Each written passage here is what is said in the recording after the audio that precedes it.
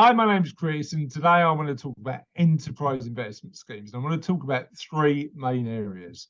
Firstly, what an enterprise investment scheme is. Secondly, some of the limits in terms of what you can do with tax relief with an enterprise investment scheme.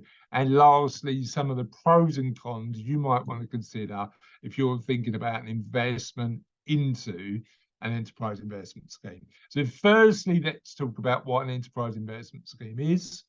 Effectively, it's a UK government-backed tax relief scheme.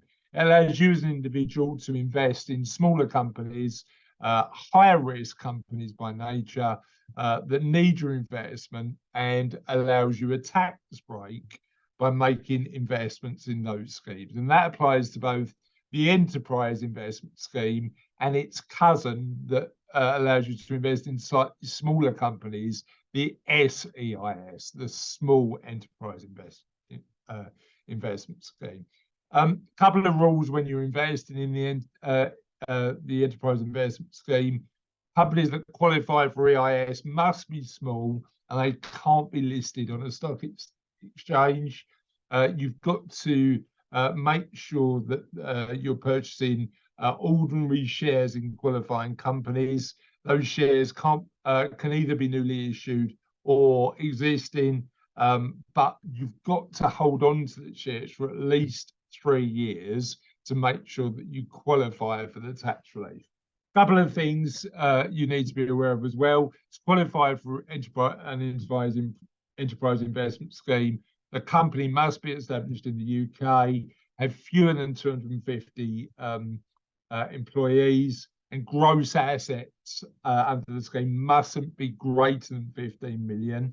And the company needs to use the money that you give them or have an intention for the money within 24 months. There's a few other extra rules you need to be aware of, but they're the main ones. You need to make sure that particularly if you're investing in a company looking to get the benefit of the enterprise investment scheme, you need to make sure they qualify.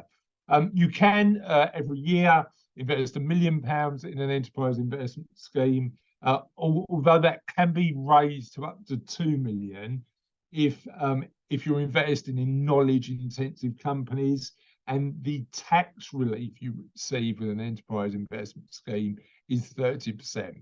So really a good potential. One of the main benefits of an enterprise investment scheme is there are really good tax mitigation opportunities. However, and it might work as part of a broader financial plan.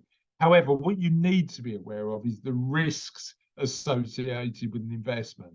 You are investing in a smaller company because you wouldn't get the tax breaks if you weren't. But by the smaller company's nature, you are taking more risk, and you should have a real good look at the amount of risk you're taking when you invest in a EIS qualifying business to make sure that that's the right decision for you. Hopefully that's useful. We're going to do a lot more videos coming up, and we'll see you next time on Cervello.